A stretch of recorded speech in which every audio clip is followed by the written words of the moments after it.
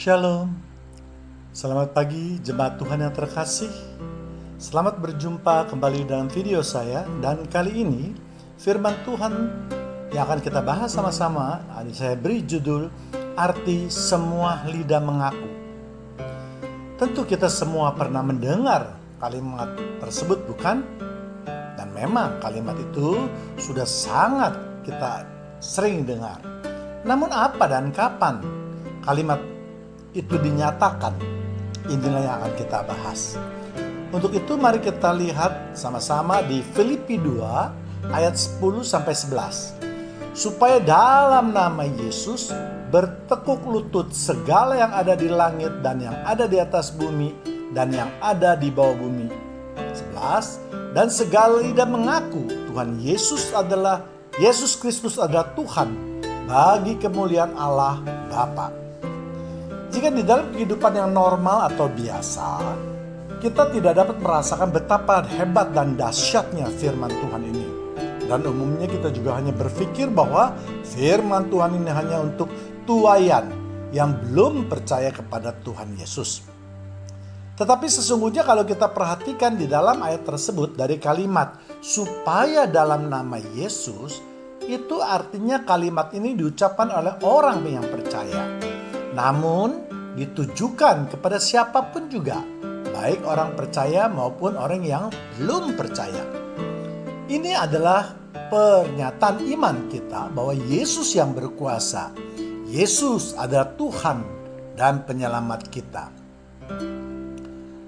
Kalimat supaya dalam nama Yesus itu artinya kita menginginkan supaya kalimat selanjutnya apa yang kita ucapkan itu terjadi. Kita menghendaki diberkati atau bisa disetujui oleh Tuhan Yesus. Misalnya diucapkan ketika kita berdoa untuk orang sakit, orang yang kerasukan setan, untuk sebuah pertolongan dan lain-lainnya. Yang pada prinsipnya kita menghendaki campur tangan Yesus apa yang menjadi maksud dari kalimat yang kita ucapkan tersebut. Sedangkan arti bertekuk lutut segala yang ada di langit dan yang ada di bumi dan yang ada di bawah bumi, artinya kita berharap semua makhluk dimanapun posisi mereka berada itu tunduk pada perintah Yesus. Baik itu makhluk halus, segala binatang yang ada di darat, di air maupun di udara, termasuk awan, hujan, petir, laut, gunung-gunung, bukit-bukit dan seterusnya. Jadi apapun yang ada di permukaan bumi atau di bawah permukaan bumi ini akan tunduk kepada kuasa Yesus. Bertekuk lutut itu tanda menyerah atau mengakui kuasa atas seseorang. Tuhan dapat membuat orang-orang yang sombong akan menyerah pada kuasanya. Betapa keras pun hati mereka jika Yesus datang, maka mereka akan menyerah atau mengikuti kehendak Yesus. Ayat 11. Segala lidah mengaku Yesus Kristus adalah Tuhan bagi kemuliaan Allah kita. Dan semua lidah atau perkataan manusia akan mengakui bahwa sesungguhnya Yesus Kristus adalah Tuhan. Artinya Tuhan yang berkuasa dan menguasai hidup semua umat manusia, termasuk saudara dan saya. Dalam Alkitab dapat kita lihat contoh suatu peristiwa yang menyatakan ayat tersebut begitu hebat bekerja, yakni dalam peristiwa Saulus. Saulus sebelum mengenal Yesus adalah orang yang sadis dan bengis. Dia terkenal sudah membawa banyak pengikut Yesus masuk ke dalam penjara, bahkan membunuh mereka. Saulus mengejar pengikut Yesus sampai menuju Damsyik. Segala cara akan ditempuh oleh Saulus untuk memusnahkan pengikut Yesus. Tapi ketika dia bertemu dengan Yesus, dia bertekuk lutut dan mulutnya mengaku bahwa Yesus adalah Tuhan. Sekarang terjadi juga dalam kehidupan nyata kita. Bahkan Tuhan lebih dahsyat lagi menyatakannya, yaitu di dalam pandemi COVID-19 ini. Kalau dahulu orang kaya, para dokter yang merasa hebat, para ahli kesehatan yang menemukan berbagai obat untuk menyembuhkan berbagai macam penyakit, dengan angkuh menyatakan bahwa mereka lah yang hebat, bahkan bisa menyamai kekuasaan Tuhan. Mereka tidak butuh Tuhan. Bahkan mereka dapat membuat bayi tabung, membuat bayi kembar berapapun yang kita mau. Bahkan mengkloning manusia yang mempunyai kesamaan yang sangat mirip. Walaupun Tuhan sebenarnya menciptakan manusia dengan berbagai keunikannya, namun hari ini semua mereka itu tidak berdaya. Mereka dapat membuat pesawat terbang, pesawat ruang angkasa. Mereka dapat mendatangkan hujan. Mereka dapat membuat tanaman buatan. Mereka dapat membuat senjata, nuklir, tenaga nuklir, dan lain-lain. Namun semua sekarang terhenti menjadi tidak berguna tanpa kita duga. Kalau sebelum COVID-19 orang menderita penyakit akan merasa tidak memerlukan Tuhan. Mereka lebih sibuk memikirkan bagaimana untuk pergi ke Singapura untuk berobat ataupun untuk ke Jerman misalnya. Sekarang semua tempat tertutup, sehingga hartanya menjadi sia-sia. Bahkan mereka yang dulu merupakan tempat bergantungnya banyak orang, sekarang mereka juga bingung dan putus asa. Tidak tahu apalagi yang harus mereka lakukan. Kalau dahulu baik negara besar seperti Amerika, Jerman, Australia, Perancis, Inggris, dan lain-lain begitu bangga bahwa mereka adalah penguasa dunia, maka sekarang mereka lumpuh dengan COVID-19 ini. Kalau dahulu juga Amerika, China, Jepang, Jerman, Inggris, dan lain-lain dengan bangga menyatakan bahwa mereka adalah penguasa ekonomi dunia, maka semuanya sekarang menjadi tidak berguna.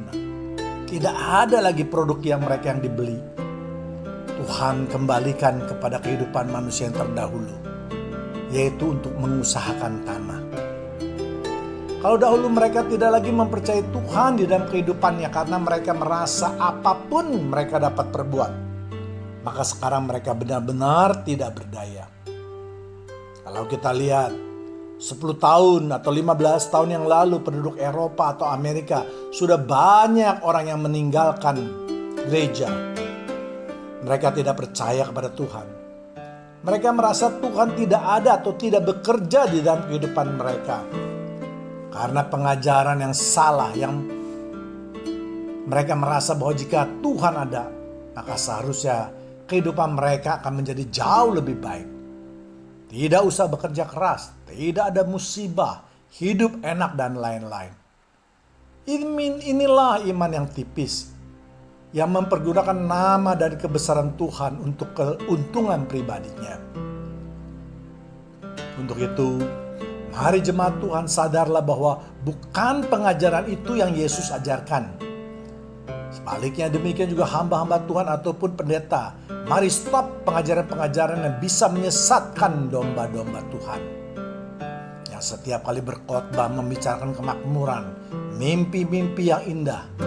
Namun semua itu tidak pernah terjadi. Tujuan mereka hanyalah persembahan, persepuluhan, anak sulung, dan lain-lainnya. Yesus mengajarkan kalau kita ingin menjadi pengikutnya, harus menyangkal diri dan pikul salib. Hal itu dapat kita lihat di Matius 16 ayat 24. Lalu Yesus berkata kepada murid-muridnya, setiap orang yang mau mengikut aku, ia harus menyangkal diri, memikul salib dan mengikut aku. Artinya mengikuti keteladanan hidup Yesus di dunia ini.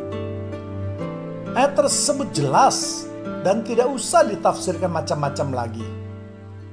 Apakah kita baru menyadarinya semua kekeliruan itu kalau Tuhan mau mendatangkan air bah seperti zaman Nuh? Kita lihat banyak negara seperti Jerman, Italia, Prancis, Brazil, Inggris, bahkan sampai ke negara-negara ateis sekalipun seperti China dan Rusia. Demikian juga dengan negara-negara Arab di mana rakyatnya mulai sadar bahwa sesungguhnya Tuhanlah yang paling berkuasa. Mereka beramai-ramai menyembah Tuhan, berdoa, memohon pengampunan, memohon pertolongan. Sampai di jalan-jalan. Bahkan sebagian besar dari mereka menyembah Tuhan dari rumah masing-masing yang sebelum ini tidak pernah mereka lakukan. Di Italia, uang sudah dibuang oleh rakyat Italia karena merasa bahwa uang sudah tidak berharga lagi. Tidak dapat menolong mereka daripada kematian. Apa yang paling penting dari sebuah kehidupan? Tentu nyawa, bukan? Kini mereka dengan secara terbuka berlutut di jalan, menyembah kepada Tuhan, berdoa kepada Tuhan, memohon pertolongan kepada Tuhan. Mulut mereka sekarang mengaku bahwa Yesus Kristus adalah Tuhannya. Mereka mulai menyadari bahwa tidak ada sesuatu yang dapat dibanggakan oleh mereka.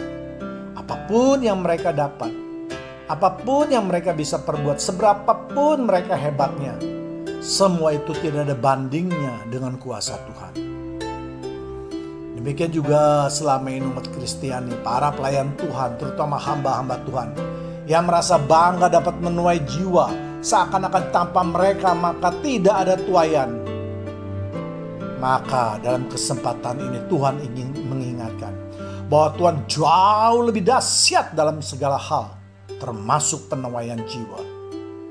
Kalau tuaian manusia terkadang masih hijau, artinya kita menuai jiwa, yang penting mereka mau percaya kepada Tuhan hanya dengan mulut saja. Tetapi iman mereka masih belum menerima sepenuhnya. Sehingga kehidupan mereka tidak berubah ketika ataupun sebelum menerima Yesus. Maka sekarang Tuhan Yesus membuktikan dan mengajarkan serta menyadarkan kepada kita bahwa tuaian harus menguning. Tuhan Yesus bahkan dapat membuat tuaian yang hijau sekalipun menjadi kuning. Jadi kita manusia tidak usah sombong. Tuhan ingatkan kepada manusia, kepada kita semua, bahwa sesungguhnya ada suatu kuasa yang jauh lebih besar yang mengatur semua kehidupan manusia di dunia ini dan alam semesta ini. Tuhan telah menyatakan kuasa yang begitu hebat, yang sebelumnya tidak akan pernah terpikirkan oleh manusia. Ulah manusia telah membuat Tuhan muak atas semua tingkah laku mereka. Untuk itu mari jemaat Tuhan yang terkasih, kita juga harus kembali kepada kehidupan yang lama, untuk berlutut di hadapan Tuhan dan mengaku bahwa Tuhan Yesus adalah Tuhan kita. Italia telah kehilangan romantisnya. Prancis telah hilang bau parfumnya. Tembok Cina telah kehilangan kekuasaannya. New York telah kehilangan bursa sahamnya. Singapore Airlines telah kehilangan keperkasaannya. Disneyland tidak lagi mempesona. Bahkan Vatikan telah kehilangan kekudusannya. Tuhan ingatkan kembali bahwa bukan semua itu yang Tuhan mau. Semua itu dibuat oleh manusia untuk kebanggaan diri mereka sendiri atas nama Tuhan. Tuhan ingin jemaatnya kembali ke jemaat yang mula-mula, mulai beribadah di sinagoge atau di rumah-rumah. Tuhan ingin umatnya membentuk tubuh Kristus yang utuh. Tidak ada lagi ajaran yang merasa lebih hebat antara satu dengan lainnya.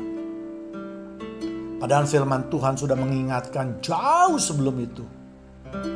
Dan itu dapat kita lihat di 1 Korintus ayat 1, pasal 1 ayat 12. Yang aku maksudkan ialah bahwa kamu masing-masing berkata, aku dari golongan Paulus, atau aku dari golongan Apolos, atau aku dari golongan Kefas, atau aku dari golongan Kristus.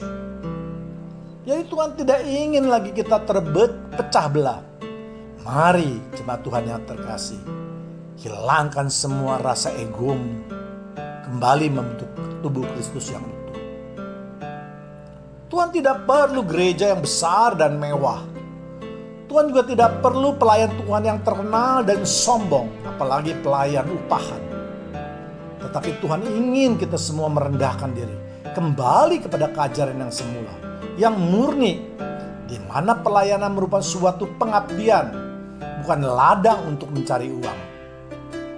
Yang terpenting adalah sebanyak mungkin menyelamatkan jiwa-jiwa. Bukankah itu tujuan Yesus datang ke dunia ini? Untuk itu, mari jemaat Tuhan yang terkasih, kita harus bersyukur kalau pada hari ini kita masih bisa bernafas, menikmati segarnya oksigen yang masih bisa kita hirup, serta makanan apapun yang masih tersedia di meja kita. Kita harus ingat bahwa Tuhan Yesus masih sangat mengasihi kita. Lalu apa yang harus kita lakukan untuk membalas semua kebaikannya? Bukan dengan ucapan di bibir saja, tetapi perilaku harus membuktikan bahwa kita berlutut kepada Tuhan, yaitu dengan cara merendahkan diri dan hati kita. Tidak menjadi sombong apapun jabatan dan pekerjaanmu, atau dengan apa yang telah kita perbuat. Lebih mengasihi sesama kita. Belajar memberi dalam kesederhanaan kita. Mengutamakan kehendak Yesus. Dan menyediakan waktu untuk mendengar suaranya. Dengan lidah kita mengaku bahwa Yesus Kristus adalah Tuhan kita, maka kita harus sering menyembah, sering berdoa. Perkataan-perkataan yang kita keluarkan hendaklah yang membangun, memperkatakan firman Tuhan, menjadi saksi-saksi Yesus atas semua kemurahan dan kuasanya. Jadi jangan hanya kita menghafal ayat firman tersebut, tetapi kita tidak melakukan apapun juga. Tuhan ingin memperingatkan kepada umatnya yang malas untuk bersekutu dengan Tuhan. Dan Tuhan juga ingin mengingatkan kepada manusia lainnya untuk segera bertobat, menerima Tuhan Yesus sebagai Tuhan dan Juru Selamat mereka. Jangan tunggu disentil Tuhan baru kita semua mau menyadarinya. Tuhan sudah memberikan teguran. Apa yang telah terjadi di depan kita. Tuhan masih sayang kepada kita yang terhindar dari COVID-19 ini. Untuk itu, mari sekali lagi jemaat Tuhan yang terkasih, saya mengajak untuk selalu bersekutu dengan Tuhan. Memuji Tuhan, mengagungkan namanya, berharap, berserah kepada Tuhan. Dengan begitu banyak waktu yang Tuhan sediakan akhir-akhir ini.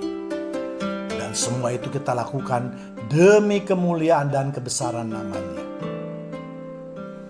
Kiranya Tuhan Yesus memberkati kita semua. Amin.